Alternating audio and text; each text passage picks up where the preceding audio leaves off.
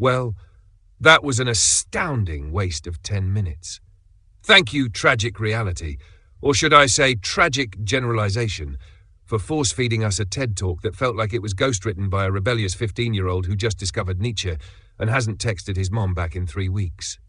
I've seen toddlers make more nuanced arguments, and they can't even pronounce narcissistic. Let's begin with the tragic assumption behind Tragic's entire manifesto. Parents are probably the most selfish types of people on this planet. The most entitled people in this world are parents. Sir, people buy NFTs, people willingly attend multi-level marketing seminars, people willingly bring toddlers on 10-hour flights. But sure, parents top the list of Earth's most selfish organisms. What a galaxy-brained take. You act like parenting is some pyramid scheme to extract emotional labor from kids. Let me clue you in. You were an expensive, sleep-depriving chaos gremlin for 18 years straight. If anything, parents are the ones who deserve therapy, not you. You pooped on their walls and now you're mad they want a phone call on Sunday? But the part that really had me clutching my pearls... You created a human being, and you've already established yourself in this world. You've already had plenty of time to make money, plenty of time. I mean, you're an adult.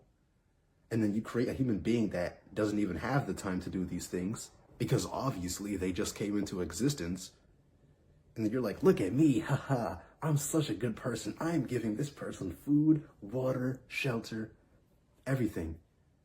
I mean, how is that something you could be proud of? Wow, revolutionary. Next time someone saves a drowning puppy, I'll remind them not to feel good about it because you should do that anyway. This is morality by apathy. It's the philosophical equivalent of eating cereal with a fork and blaming the milk. And then there's the investment metaphor.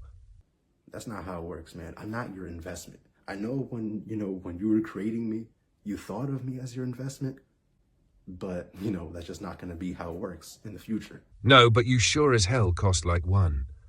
Did you think the hospital bill for your birth was a coupon? If someone sinks 2 decades, their youth and their sanity into raising a life, the minimum they get is the right to say, I'm proud of you when you do well. Oh, but wait, they didn't say it fast enough, so now they're toxic.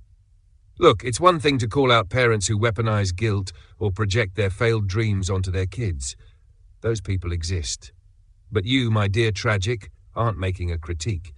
You're making a blanket burrito of blame, wrapped in anecdote, toasted in resentment. You say, whenever a parent tells their kid, damn, I'm proud of you, and it's usually when the kid has done something that, society would approve of. What if he didn't have the money to do this? What if he was just a regular 9-to-5 worker making like what, 40K a year? Would they like him as much as they do now? Maybe you're confusing approval with love. They're not synonyms, Aristotle. Love can be messy, complicated, and yes, flawed.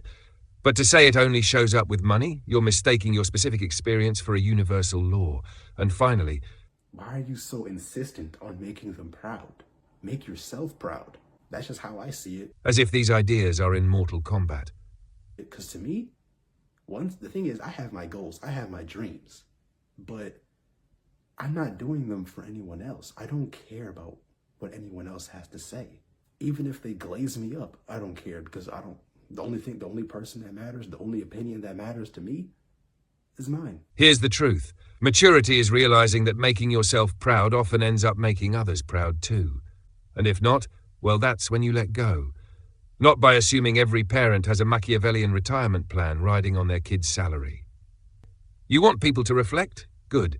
But next time, try less Reddit revenge arc and more therapist-approved communication. Until then, I'll be over here, wiping the fog off your mirror. You might see your parents a little more clearly. Or at the very least, yourself. You're welcome.